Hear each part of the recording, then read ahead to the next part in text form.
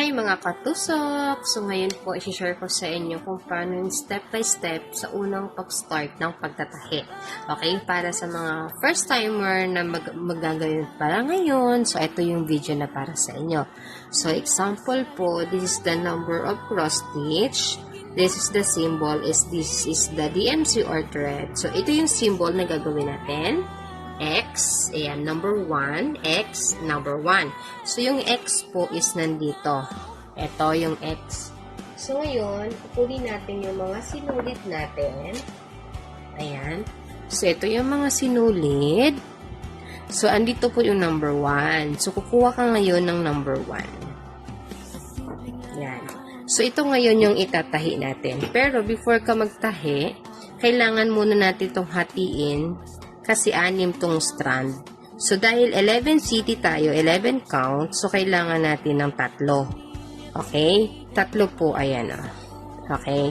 So, ako ang ginagawa ko, para mabilis ako, hinihilot ko muna to pahaba.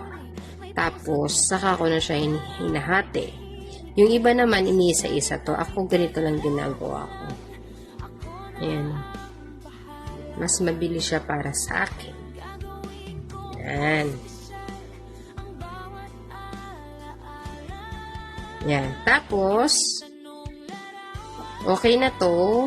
Kukunin natin yung karayom at ito para mabilis natin mapasok yung sinulid sa ating karayom.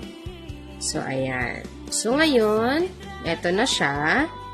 Ang ginagawa ko kasi, pag hindi to pantay, ginugipit ko kaagad para pag nagpasok na ako dito, hindi na ako mahirapan. So, para po sa mga first timer, ganito lang po yung gagawin natin, okay? Tingnan nyo na lang po maigi. Ayan. Pwede tayo dito mag-start. Ayan. Tapos, tusukin po natin sa gitna. Hilain natin palalim. Ayan. Tapos, dito muna itusok sa unahan. Ayan. Basic na to ha. Napakadali lang nito. Ayan. Sinipag ako ngayon mag-record na kasama yung bibig ko. So, ayun lang.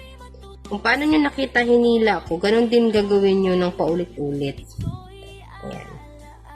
Tapos, tusok mo siya ulit dito. Ayan.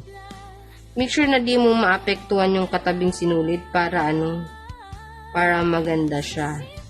Wait lang. Ayan.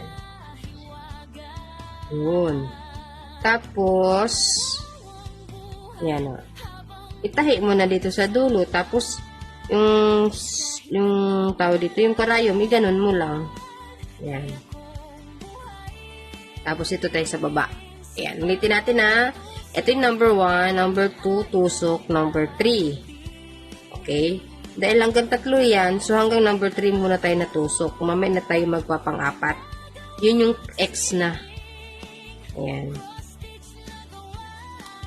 Okay, malinaw po ba? Ayan. So, ulitin lang natin yung process. Sabit tuloy.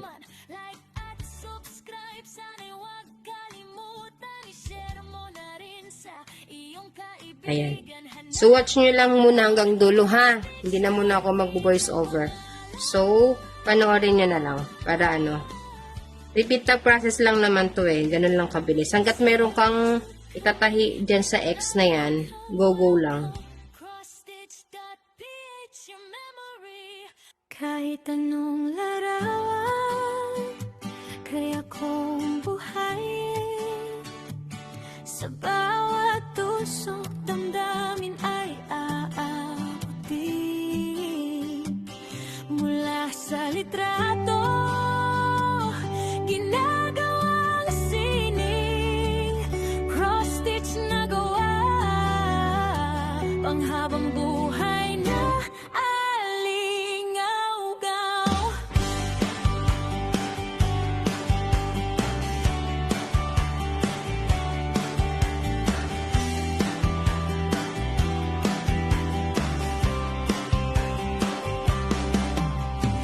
Simpleng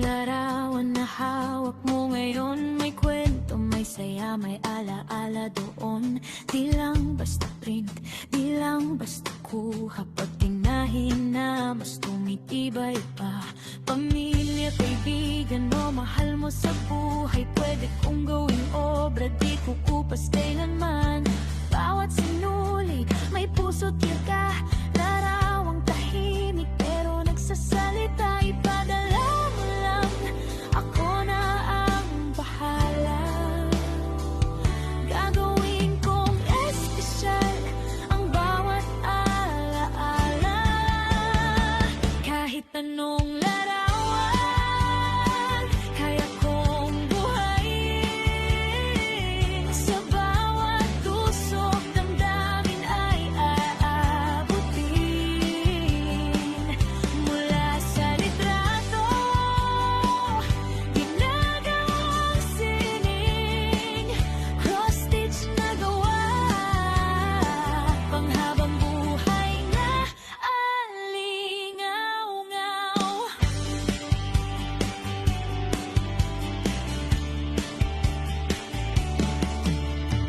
Baby pics, wedding o barkada moments. Pwede ring pets mo o dream destinations. Customize lahat, ikaw ang masusunod. Design na kakaiba, siguradong pasok. Regalo man to o para sa sarili, siguradong